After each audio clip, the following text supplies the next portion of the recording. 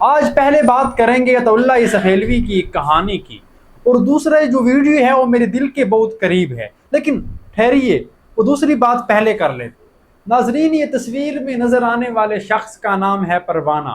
جو ڈھولک بجا کر لوگوں کے چہروں پر مسکراہٹ لاتا ہے اور ہم سب کے دکھ درد کو چھپا کر ہمیں ہنسنے اور مسکرانے کا موقع فراہم کرتا ہے۔ لیکن آج یہ شخص خود رو رہا ہے، اور اس کے رونے کی وجہ کوئی اور نہیں ہے بلکہ ہم لوگ ہی ہیں۔ اور میں بات کرتا چلوں کہ ان کے ساتھ ایسی کوئی زیادتی ہوئی اور ان کے اپنے ہی خاندان کے کچھ لوگوں نے زیادتی کی، اور انہوں نے پھر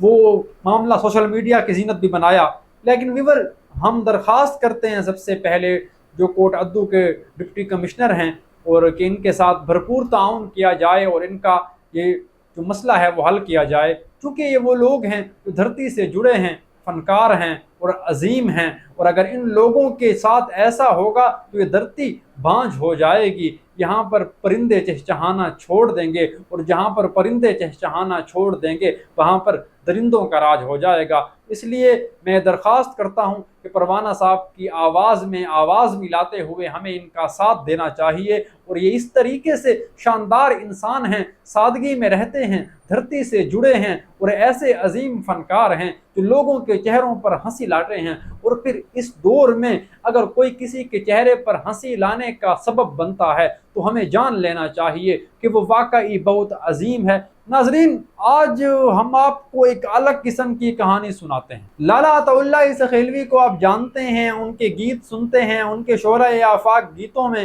قمیص تیری کالی سونے پھلاں والی، اس کے علاوہ اے تھیوا مندری دا تھیوا پیار نل ناسے غصے نل ویکھ لیا کر راکھے واہ بلوچا، اردو کے بے شمار گیت، پنجابی کے گیت شامل ہیں۔ لیکن ویور، ان کی محبت کی کہانی اس سے بھی زیادہ عجیب ہے، اور اس کہانی کے عجیب ہونے میں جو سب سے اہم بات ہے وہ یہی ہے کہ وہ بذات خود میڈیا پہ آ کر یہ باتیں بیان کرتے ہیں اور لوگوں کو بتاتے ہیں کہ میرے ساتھ ایسا ہوا ہے، اور پھر جب اس صورتحال سے ریلیٹڈ کوئی گیت سناتے ہیں تو پھر سننے والے سنتے ہی رہ جاتے ہیں اور دیکھنے والے دیکھتے ہی رہ جاتے ہیں۔ پھر ان کی محبت کی کہانی بہت عجیب ہے، اور وہ اس طریقے سے کہ لالا عطا اللہ سخیلوی کو اپنے ہی خاندان کی کسی لڑکی سے محبت ہوئی، اور چونکہ یہ وہ سادہ دور تھا، نہ اس وقت ٹیلی فون تھا، نہ اس وقت اور میل ملاقات کے ذرائع تھے، بس کبھی کبھار پانی بھرتے ہوئے دیدار یار ہو جاتا تو زندگی سنور جاتی۔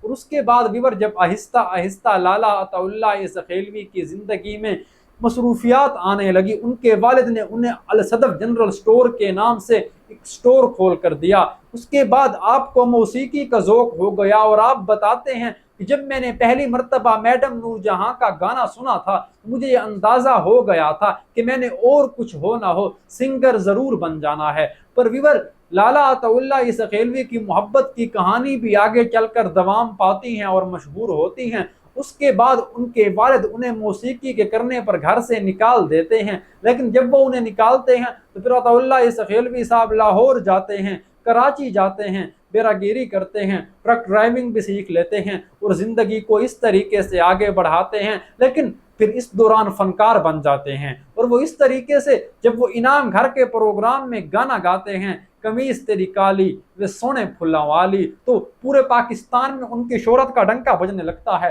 لیکن ویور، اس کے بعد عطا اللہ سخیلوی کو آہستہ آہستہ جوک در جوک لوگ دیکھنا شروع کر دیتے ہیں، سننا شروع کر دیتے ہیں، اور پھر جو ان کی پسند کی انتہا ہے لوگوں کی وہ آسمان تک پہنچ جاتی ہے۔ ویور، میں آپ کو یہ بتاتا چلوں کہ لالا عطا اللہ سخیلوی کی محبت کی کہانی اس کے بعد بھی، چونکہ وہ جب پیک پر آتے ہیں تو وہ بڑے مشہور سنگر بن جاتے ہیں، لیکن اپنے خاندان، گھر والوں سے اور دوستوں سے مکمل طور پر کٹ کے رہ جاتے ہیں۔ اس کی وجہ یہی ہوتی ہے کہ ان کا خاندان موسیقی کو اچھا نہیں سمجھتا، اور ان کے والد ان سے کہتے ہیں کہ ہم نیازی خاندان کے چشم و چراغ ہیں اور آپ موسیقی میں آ گئے ہیں، اور چونکہ وہ یہ سمجھتے ہیں کہ گانا بجانا میراثیوں کا کام ہے جو ایک نیازی خاندان کو زیب نہیں دیتا۔ اور پھر اس کے بعد وہ لالا عطا اللہ سخیلوی سے بھی بات کرتے ہیں، اور عطا اللہ سخیلوی جب اس محبوبہ کے گھر رشتہ دینے جاتے ہیں تو ناظرین وہ رشتہ نہیں دیتے، وہ یہ کہتے ہیں کہ آپ میراثی ہیں۔ اور چونکہ میں آپ کو بتاؤں اگر عطا اللہ سخیلوی موسیقی کے میدان میں نہ آئے ہوتے